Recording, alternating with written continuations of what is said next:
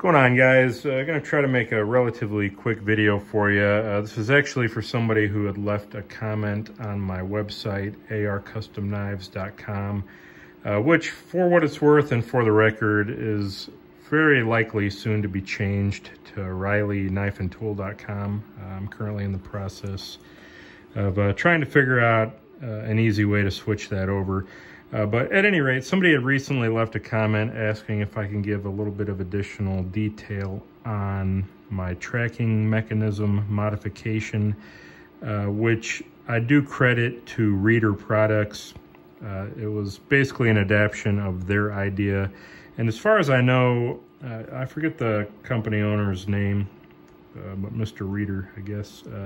As far as I know, he was kind of the pioneer or, original inventor of this idea, or at the very least, the first person that I've personally seen incorporate kind of a secondary tracking axis for your basic tracking wheel design.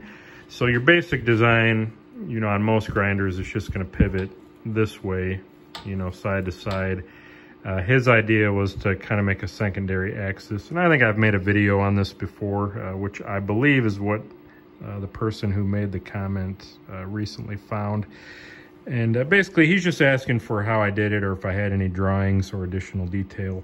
I don't have a drawing, but it's very simple, and I should be able to pretty much just show you what I did here. So my original tracking mechanism basically just bolted straight to this pivot arm here, and again it just pivoted in and out.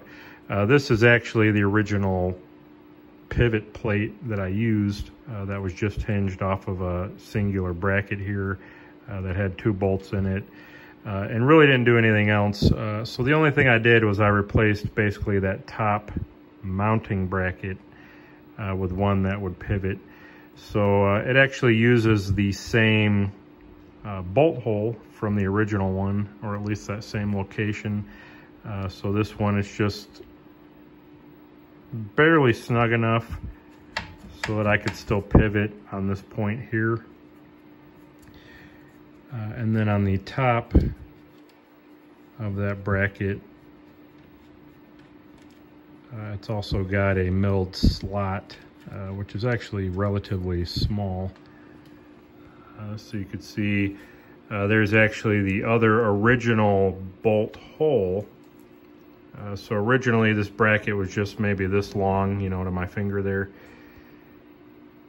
And instead of a milled slot, it just had 2 bolt holes that just bolted it in a fixed position here.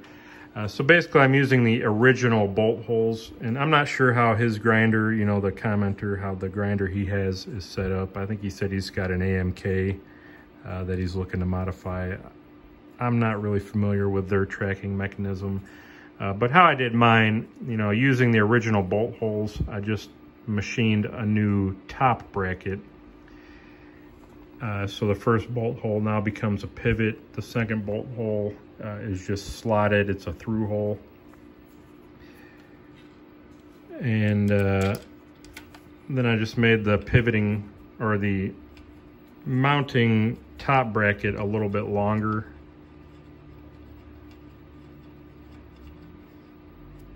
And this is just to lock wherever that slot ends up. But I just made it long enough to add yet another little bracket on the side here for screwing this in or out. And that just allows me to move the pivot.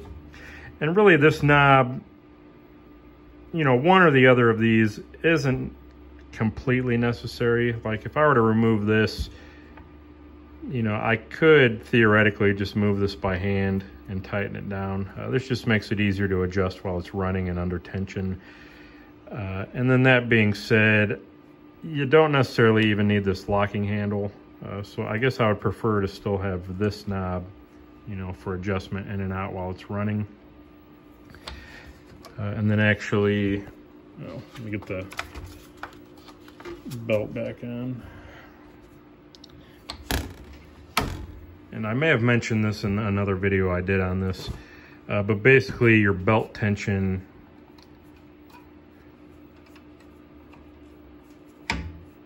more or less keeps this tight. And you know, you might have to kind of push it in just a little bit. You know, once you get the tracking more or less adjusted, you just lock that down. But the basic idea is just that there's a pivot point in the front here. There's a milled slot, once again, to allow this movement, you know, back and forth along this top axis. And then you just got an adjustment to kind of help, you know, move it one way or the other. And I've got a spring there, you know, just to keep the bolt, or help keep the knob rather, from vibrating in or out. And that's pretty much it. So same pivot bracket, no real changes there. You still got the pivot point, you know, there for this axis, and then one pivot for the top axis. And there's really not much to it. If you want some dimensions real quick, and I know I'm making this video probably way too long, but I'm about 4 inches long by about 1 3/4 inches wide. It's 1/2 inch aluminum. That's just how it worked out on mine. Again, different grinders, you know, you could do differently. Thickness really isn't even all that important. Again, just as long as you can secure it at a pivoting point here, to where you still have some motion along that axis, and then a slot, which again needs to be very minimal. I mean, very little movement goes a long way. This slot is actually probably even too big. Probably even just drilling, you know, I think this is a 1/4 inch hole here. Probably drilling, say, a 5/16 hole here, or even a 3/8, you know, at the most, rather than trying to mill a slot, you know, if you don't have a mill. Just drilling a larger hole to where you can move this in or out a little bit would probably be fine. And then just have a washer, you know, above your locking screw, or rather below the head of your locking screw or knob, just to clamp that down. And you could probably, on a lot of grinders, do like I did and use the original bolt holes on the tracking arm. But if you want the distance there, I want to say it's 1.5 inches on center for those screws. You know, that's, once again, really not critical or important. The main idea just being that you have some movement. You know, obviously the shorter the distance here, maybe the smaller your hole would have to be for a larger arc swing. The farther away it is, maybe the larger your hole or slot would have to be for that same arc. Just basic geometry there, if that makes sense.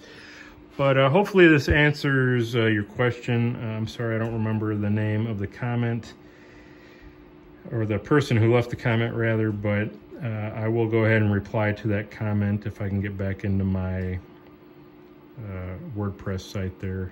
I'll reply and just let you know this video is available, and hopefully that helps you out. Any more questions, leave a comment below in this video, and if anybody else has any questions, by all means leave them below and I'll see if I can help you. Once again, all credit to Reader Products, at least for the inspiration.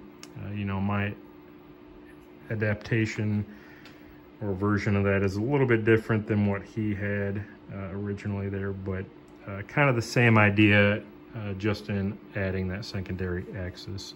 So that's it, guys. Once again, way too long-winded for what it was, but hopefully that helps. We'll see you on the next one.